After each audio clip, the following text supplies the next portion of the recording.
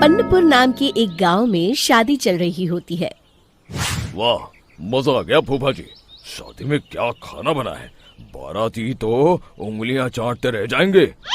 हाँ, तुमने सही कहा, पनीर की सब्जी का तो कोई जवाब ही नहीं।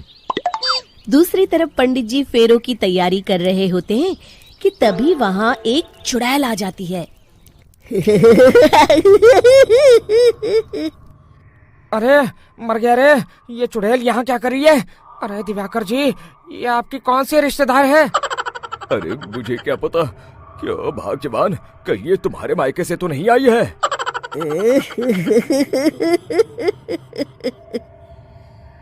तुम लोगों की इस गांव में बारात लाने की हिम्मत कैसे हुई? मेरे रहते इस गांव में किसी की शादी नहीं हो सकती। अब तुम लोग देखो मैं क्या करती हूँ।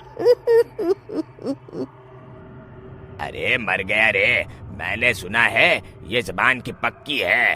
भागो रे भागो, वरना ये चुड़ैल किसी को नहीं छोड़ेगी। हाँ, तुम सही कहते हो मोहन भाई, यहाँ से भाग लेने में ही हम सबकी भलाई है।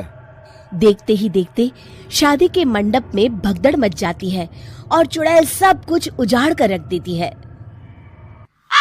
फिर एक दिन मोहन की शादी तय हो जाती है। अरे भाई, अगले हफ्ते मेरी शादी तय हो गई है, लेकिन इस चुड़ैल की दहशत के मारे तो मेरे हाथ पैर कांप रहे हैं। अरे मोहन, तुम्हारा दिमाग तो खराब नहीं हो गया? तुम अपने साथ साथ हम सब गांव वालों को भी बलि का बकरा बनाना चाहते हो? उस चुड़ैल के रहते तुमने अपनी शादी के बारे में सोच भी कैसे लिया? देखो गोपाल, डर तो मुझे भी लग रहा है, लेकिन उस चुड़ैल के डर से मैं जिंदगी भर कुंवारा तो नहीं रह सकता। तभी वहाँ मोहन के होने वाले ससुर आ जाते हैं। अरे ससुर जी, आप? देखो, अब तक मैं तुम्हारा ससुर बना नहीं हूँ और शायद बनूंगा भी नहीं। ये आप क्या कह रहे हैं? मैंने तो शादी का कोड भी सिलवा लिया है। मैं अपनी बेटी की शादी किसी अच्छे गांव में कराना चाहता हूँ। तुम्हारा गांव तो भूतिया गांव है। मैं तो क्या, अब तो कोई भी अपनी लड़की इस गांव वालों को नहीं देगा। इस तरह चुड़ैल के डर से उस गांव में किसी की भी शादी नहीं हो पाती।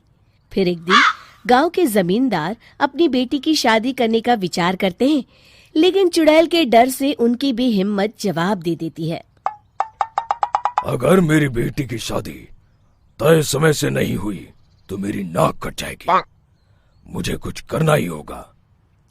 एक सलाहकार के कहने पर जमींदार काशी से एक बहुत ही नामी तांत्रिक को अपने घर बुलवाते हैं, जो भूत चुड़ैल को पकड़ने में माहिर माना जाता था। जमींदार साहब, आप चिंता मत करिए।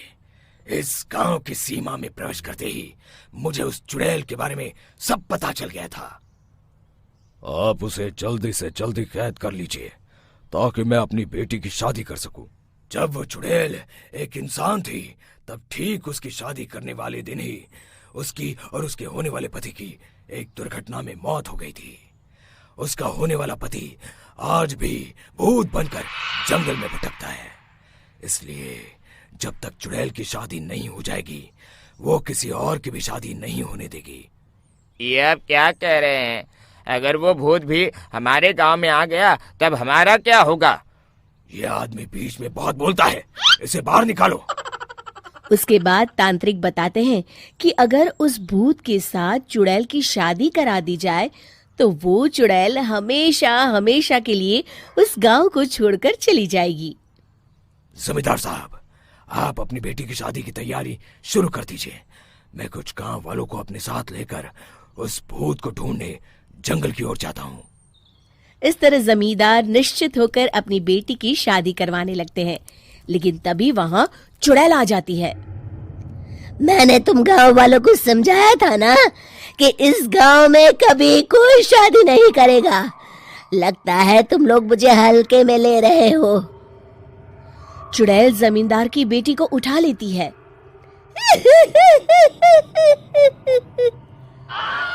अब देखती हूँ बिना दुल्हन के तुम लोग शादी कैसे करोगे। मैं इसे अपने साथ ले जा रही हूँ। छोड़ मुझे, पिताजी, मुझे बचाइए। अरे कोई मेरी बेटी को बचाओ।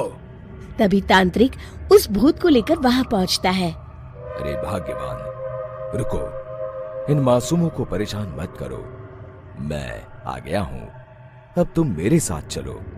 चुड़ैल बहुत खुश हो जाती है। आप आ गए, चलिए अब हम मंदिर में चलकर शादी कर लेते हैं। अरे अरे अरे अरे, ये क्या कह रही हो? मंदिर में जाके दोबारा मरना है क्या? चलो, आज से हम जंगल में रहेंगे। चुड़ैल चली गई, अब मेरी शादी हो जाएगी।